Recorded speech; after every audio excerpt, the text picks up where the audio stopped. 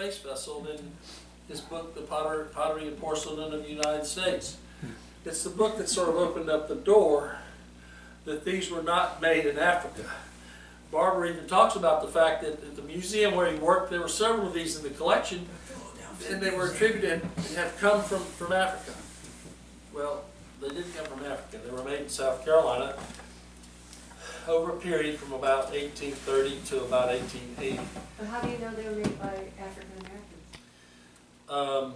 Because Colonel Thomas Davies, who owned this pottery here, describes them making them. And that's the reason why the auctioneers always point to that reference. But that's in 1863.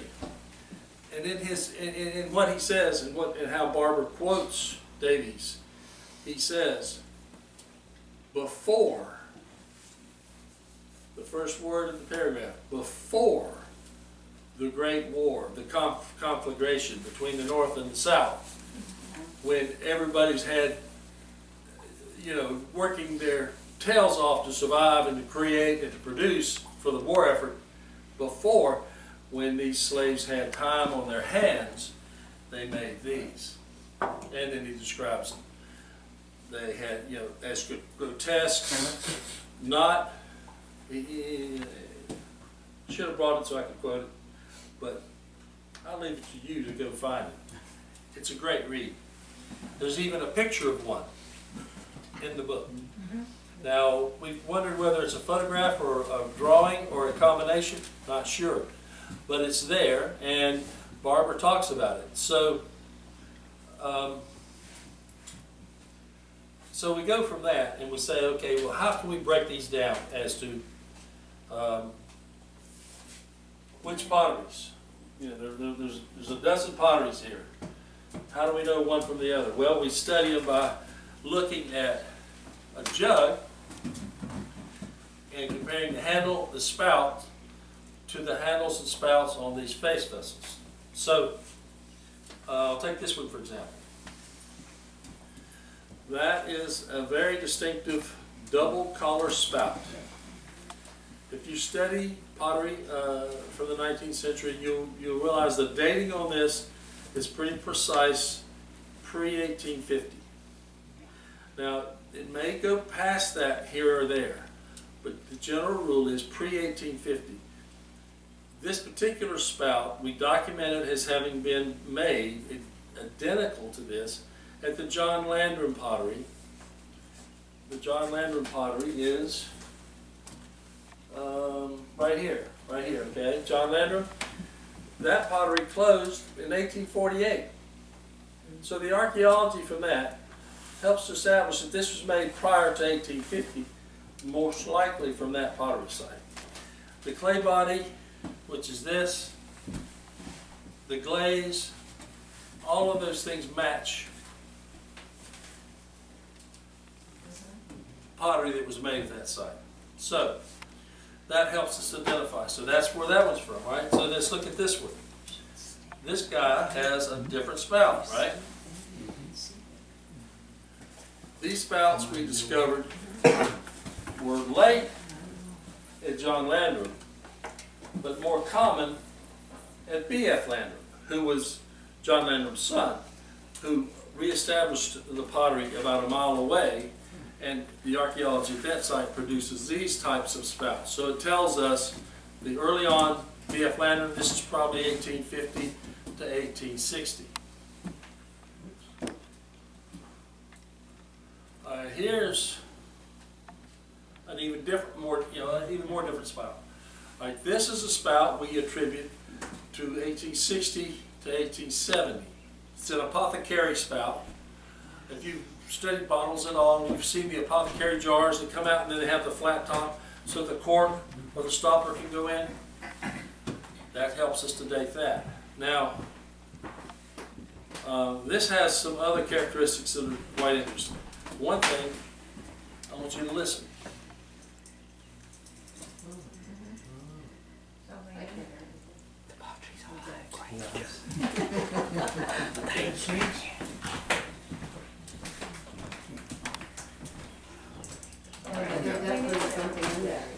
eyes. Yeah, I Was think that- that. Well, don't knock them out.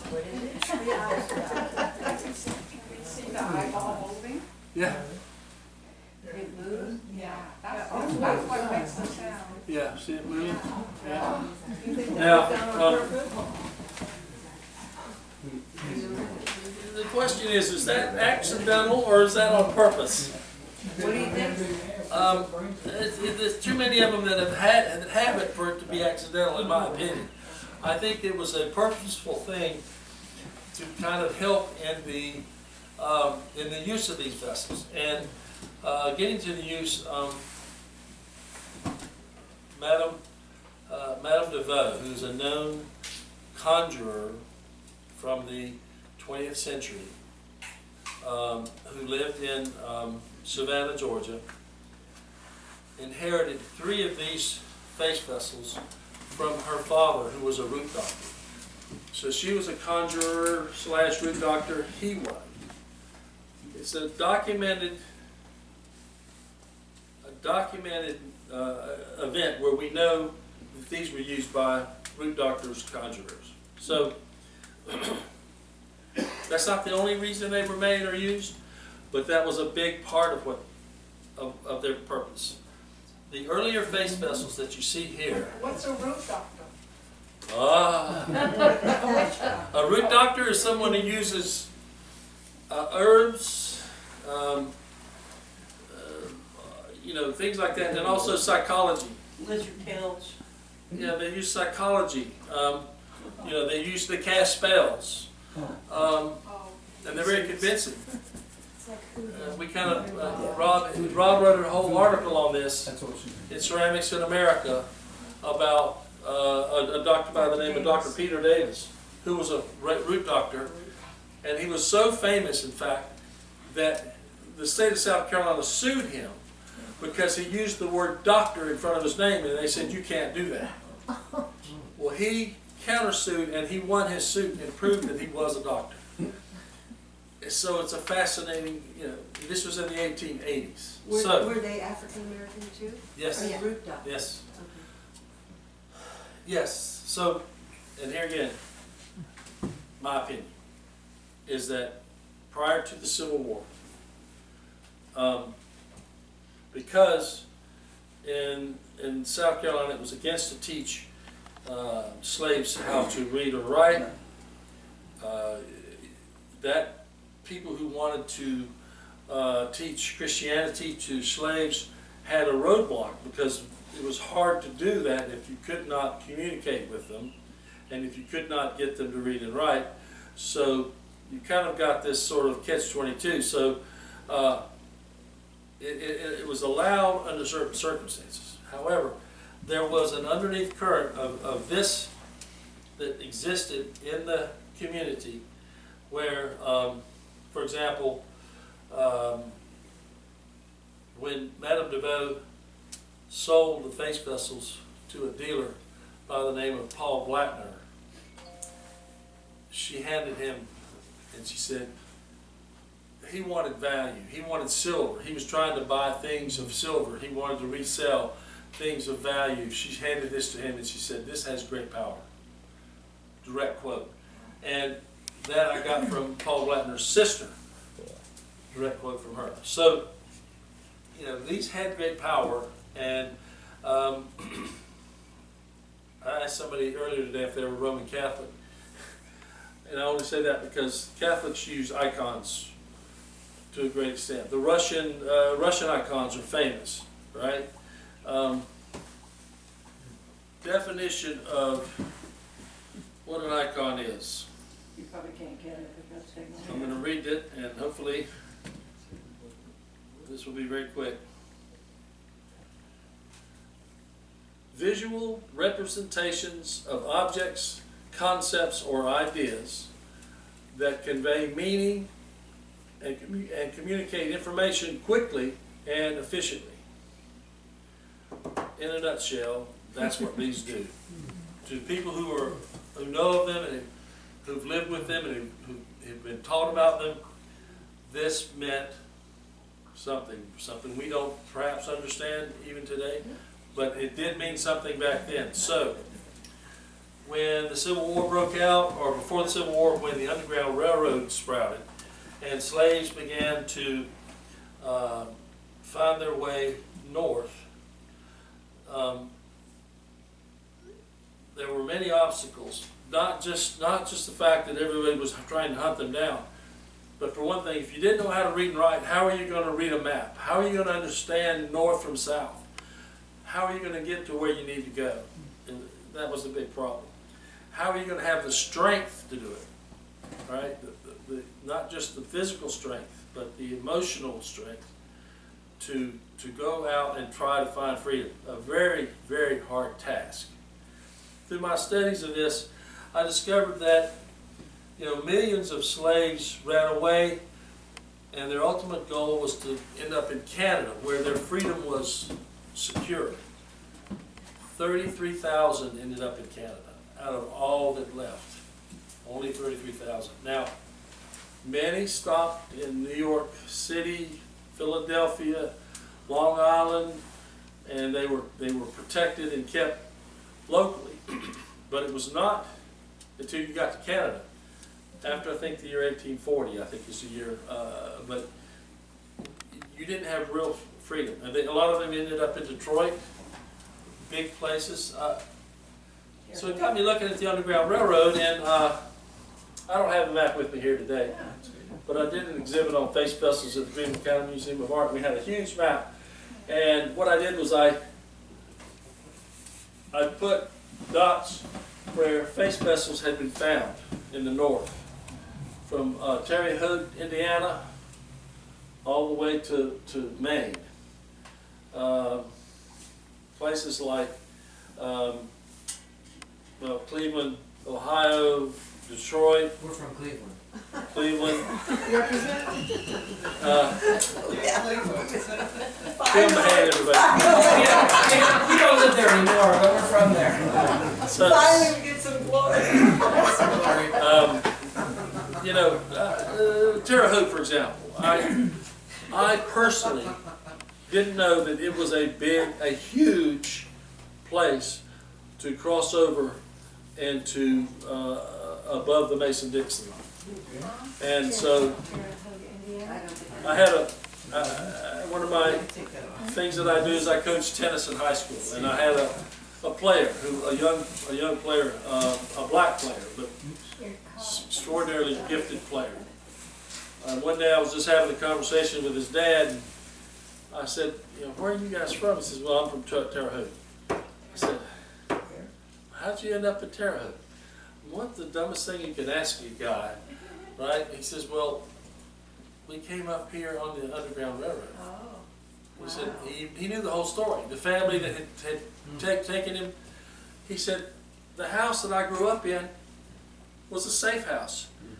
Well, Underneath the porch, we hid, after we got our safety, then we hid slaves, because by that time what had happened is these other slaves had to go on to Canada, and the Wabash Railroad went right over here a mile from here, so we would keep them here. All right, how does that connect to He's saying that the face jacks have been found in places Yes. where the Underground Railroad. There was a professor in Terre Haute who found a face vessel at a local flea market. And there have been a couple others that have turned up in Indiana. So just wherever these little ends of these roads are, I can point to. Did the face jugs differ in a place where they're Here's made? here's my book on face vessels. Oh, it's not really done yet. And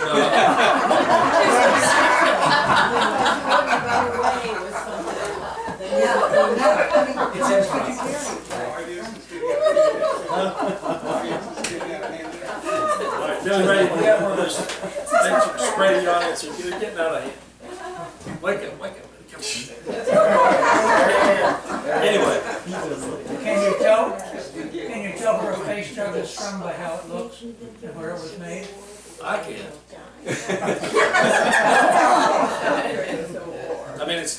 I've done it, so I can do it. So each area has a different style. area. All right, we're gonna get down to the last W. I think I've covered most of it. The last W is who. What? Who made them? Who made them? Who made them? You know, you can't go to Koval's folk art book and look them up by name. No, you can't do that. I mean, it'd be great if you could.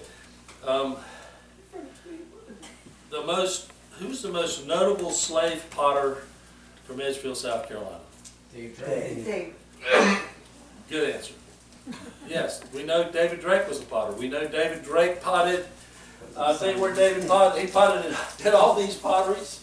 He might have even been a potter down here. You know, he might have even gone there and helped set that pottery up. So David Drake had the, you know, he was known as a potter from 1840 on, and so you might just assume that he made hundreds of thousands of gallons of pots. It's likely he made a face vessel or two. Oh, Very likely. Wouldn't that be cool to find? Yes, wouldn't that be cool? Well, you With know, his signature? I think I know of one. You think you know where one is? Well, you're looking at one right here. Possible day. April Hines. Did any of you guys ever know April Hines?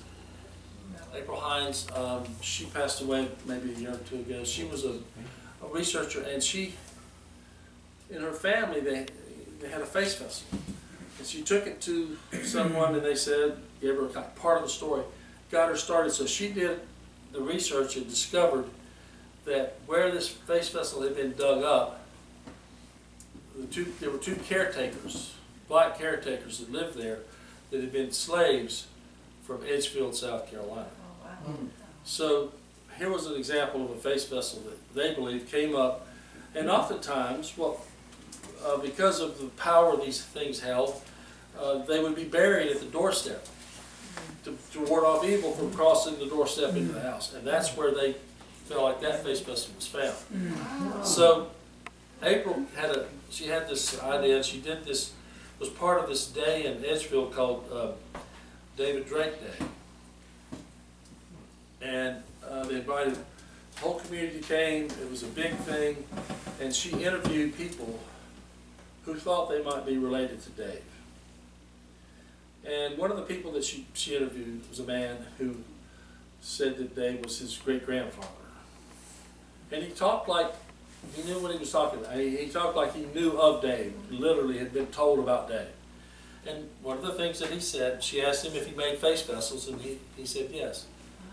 He said you could always tell by Dave's face vessels because he had always had some kind of hair on the face.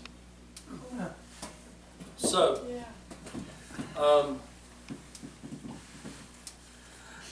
so we know there's Dave, and then there's another potter who was older than Dave, and who might have been the potter, who I personally believe was the potter that taught Dave how to pot.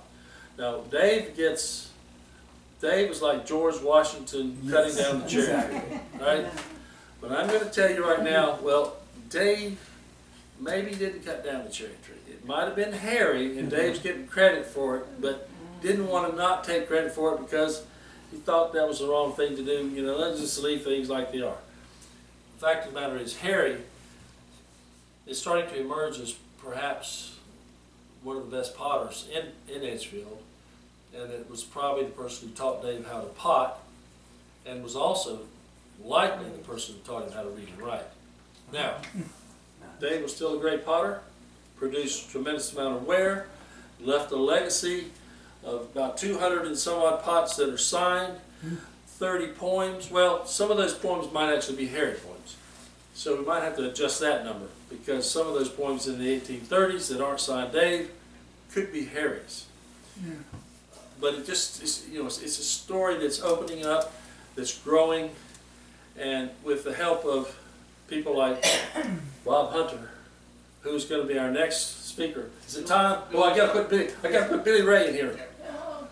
Is it intermission time now? All right, now let's take questions. I'll take questions while everything's still hot in mind. Is that his last name or first name, just Harry? Drake. Harry Drake. His father, or how they relate? Drake was the Masters family. Could be, could Oh, well be his yeah. father, Yeah, I could think be his you're right, uncle, though. That could be possible. could be just a family association because they were raised. By the same I believe the Drakes were Quakers when they were in North Carolina. By the time they get to Edgefield, they're not professing to be Quakers anymore.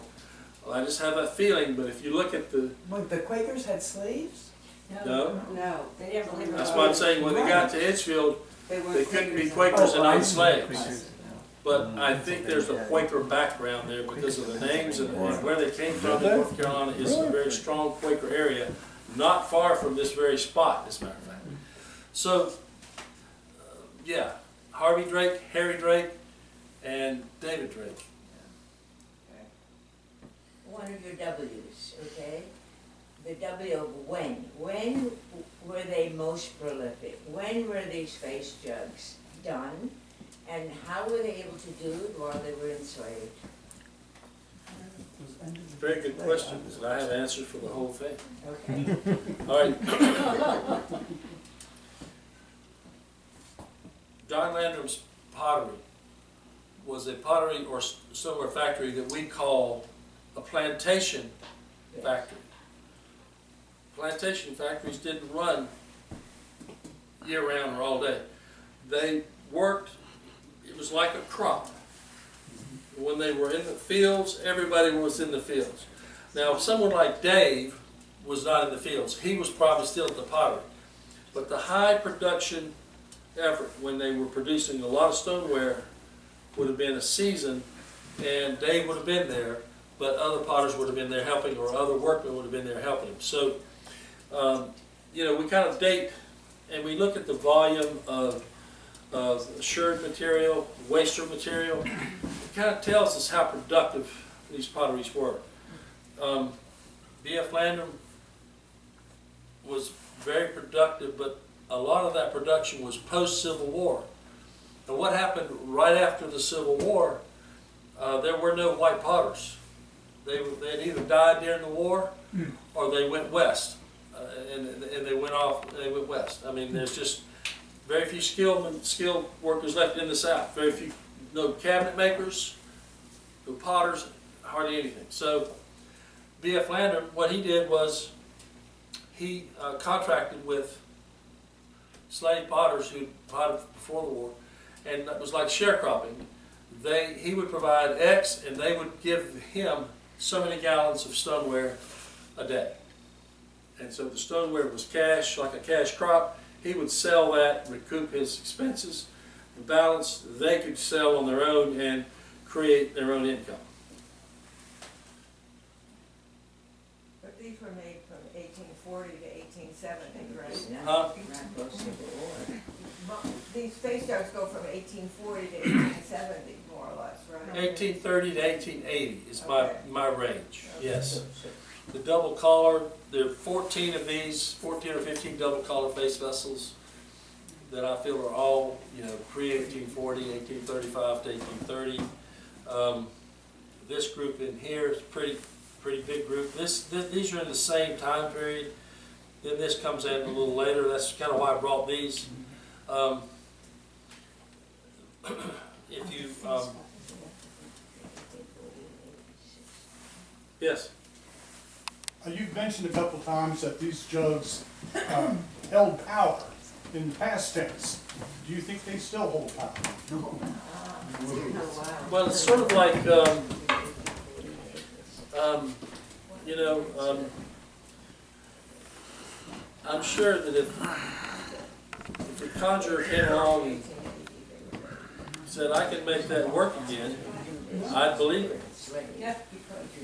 I mean, you know, I'll give you a couple of little stories that are along the same lines. I was a member of the North Carolina Folk Art Society once years ago, and I was president, and we were doing a thing in Cherokee. And one of the speakers that we had, and I don't remember his name, but he was a famous mask maker. Made masks and Cherokee masks. So he gave us a nice long talk. We had a wonderful discussion. It was great. Then after it was over, he and I had a little conversation. And I asked him about medicine in the mountains, you know. He says, oh, well, when I was a boy, I had nosebleeds, and they wouldn't stop. And they took me to the white doctor, and he couldn't get them to stop. And I went to a hospital, and I went to specialists.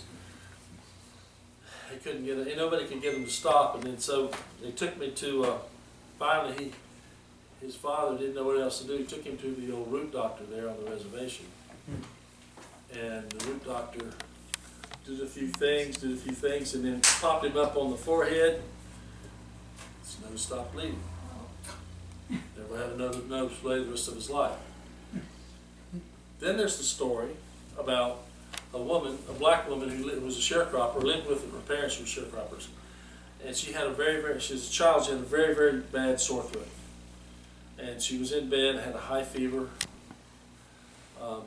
They couldn't afford a doctor, but the mother knew a little bit about medicine. And so out at the well was an herb called mullein. Y'all familiar with the herb mullein? Yeah. They went out to the well to dig some mullein to use to soothe the sore throat. While digging for mullein, they found a face vessel, Wow. an old Edgefield face vessel. They brought it in just to show to the little girl in bed. And when she saw it, she said, literally, it scared me to death. My fever broke, my sore throat went away. Now that's a true account that a woman gave to me about this face vessel that I bought from her. So, you know, Where's the old age one? huh? Where's the old age one? Old age. Yeah, away the old age. Oh, you mean like, I got you, yeah. Like, you know, the fountain of youth. Well, Head face. you You know, know. He was too I was born in 1893, and I've had this one, and ever since then I haven't gotten any older. Does that work? Yeah. Sure. Well, placebos have been around a long time. Doctors use them to this day. My dad had a bad knee, and every Tuesday he would go to the doctor and get a shot of cortisone. And I said, Dad, there's no way in heck that they're giving you cortisone once a week. He said, oh yes it is. Because the pain goes away every time he gives me that shot. Just giving him placebo. Home he came. Another question? Alright. Good segue to Rob. Huh? I said this is a good time I to think segue. Billy Ray's next. He's going to say something. I'm a sandwich. I'm in the middle for a second. For a Okay. second. Okay, well, thank Say you. again? Phil. Thank you. Pleasure. And